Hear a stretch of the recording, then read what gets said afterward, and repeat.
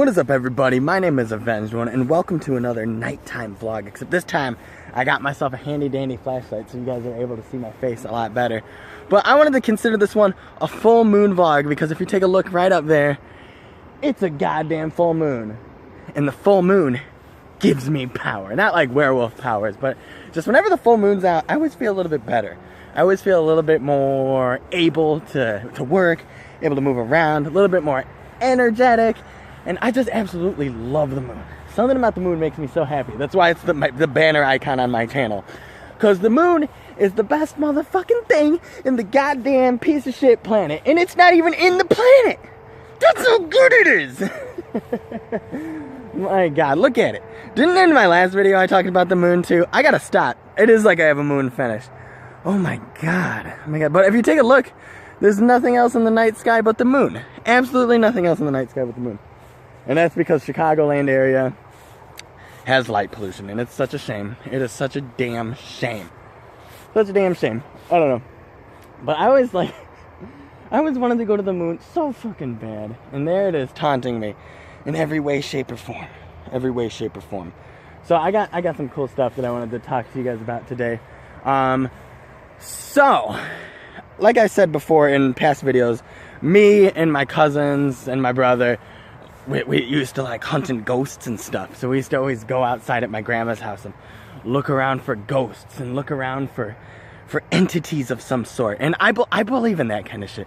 I really do believe in that kind of shit. And I remember this one story. It's so weird, but I remember it so vividly. And you know how sometimes when you're a child, your own mind kind of twists and turns how you remember things. But I remember this so distinctly. So me and my family, we were going around looking for clues, looking for mysteries as pretty young kids. And we went out, we were looking around, and I remember if we found a clue or whatever, we got to eat a dog treat. I know, that sounds fucked up. They were literally my grandma's dog, Pawpaw's dog biscuits. But they weren't too bad. We actually liked them, so we would eat them. There's some fucking animal over there. The fuck is that? Oh shit, there's a skunk coming this way! I ain't about to get sprayed. I ain't afraid of no skunks. Who you gonna call? I don't even fucking know at this point. But anyways, God damn, talk about interruption of a third kind. So anyways, we were outside, or I went outside to look for some clues, and I stopped because in front of me, floating right in front of me, excuse me as I watch out for the skunk, floating right in front of me was like a red orb of some sort, and I don't know what it was. At the time I thought, damn, maybe this is like a stoplight, because it kind of looked like a stoplight. Well, upon reflection, that's what it was like. It was really circular and red. So imagine if you were sitting at a red light and the light was just over there like this, except it was red, and then, you know, it's gonna turn green eventually, except it didn't. And it wasn't in the middle of the street. It was in my grandma's backyard, and it was just floating there. I remember this so distinctly, and I can't believe I forgot about it until tonight. It was just floating there, and I watched it, and then it started to move a little bit, kind of like that, just around and whatnot, and then it vanished. And then it vanished. It just, without a trace, vanished. And I was like, what was that? I was just a kid, so I didn't have any comprehension, and I wasn't too sure what it was at all. Watch out for that stupid skunk. And I wasn't too sure what it was at all, so I was like, my God, there has to be some kind of ghost. And I remember I told my family, and they're like, whatever, you're just saying things. I'm like, guys, we're actually out here looking for ghosts. Like, that's literally what we're doing.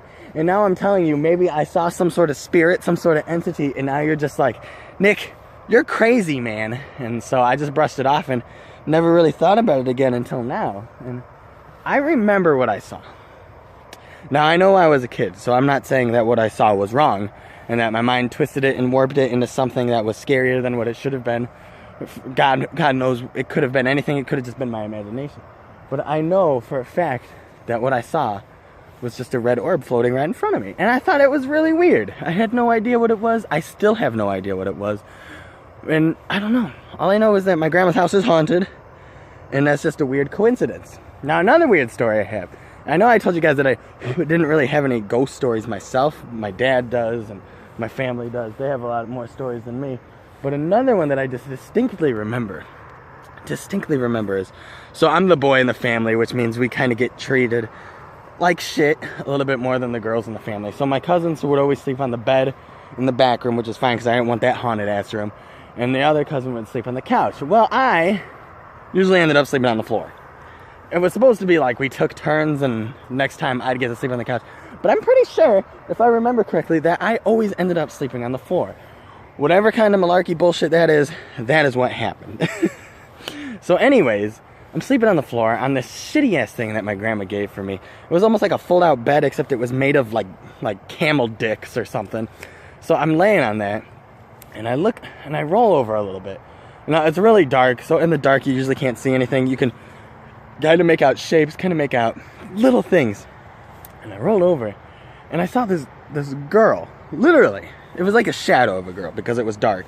I saw this shadow of a girl just laying there, right in front of me, almost like where, like I'm like this, and she's laying the same way, but on the other side, face to face, just looking at me. And now, it was so dark, but I distinctly remember, like, you know, she's not here to hurt me. She seems like she's just nice. And so I didn't really think of anything about it. And I know I was purely, like, super extremely exhausted. So then I just fell asleep. And then I thought about it, and I was like, oh, maybe that was my cousin Amber, because it kind of resembled my cousin Amber. But she wasn't there that night. And I'm like, who the hell was this little girl that was looking at me in the face? Whatever. Push it off, brush it off. Maybe it was a dream. Maybe it was something like that. But then flash back to a story that my dad used to always tell me as a kid.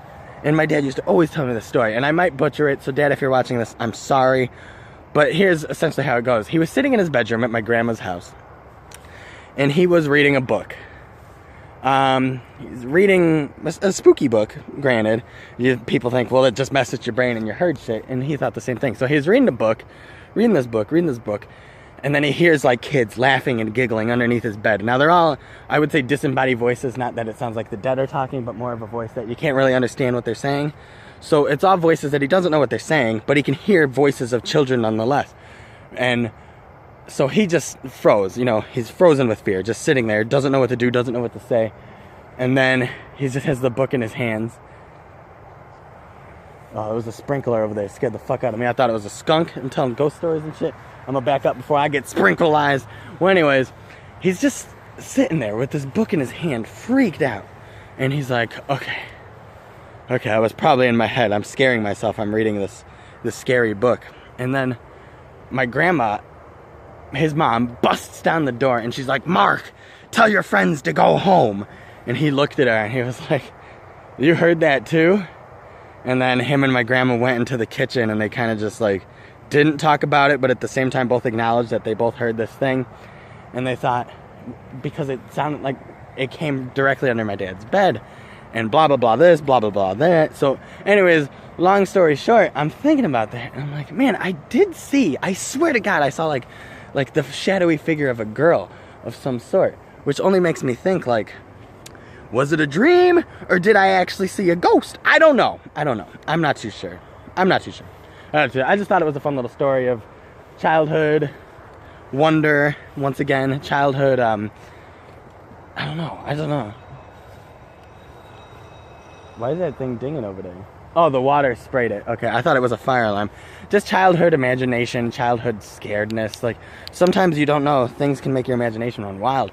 But then at the same time, like, a lot of these stories line up and add up. So who knows if it was real? I don't know. And I believe in ghosts, so I think it could be. I've stressed several times that I believe in ghosts, I believe in Bigfoot, and I believe in the Loch Ness Monster. Because why not? What's a world without belief? Honestly, what's a world without belief? I ran out of room on my phone, so I had to edit this into the thing. So thank you all so much for watching my full moon vlog. Please feel free to let me know what you thought of the video down below. And until next time, I'm Avenged One.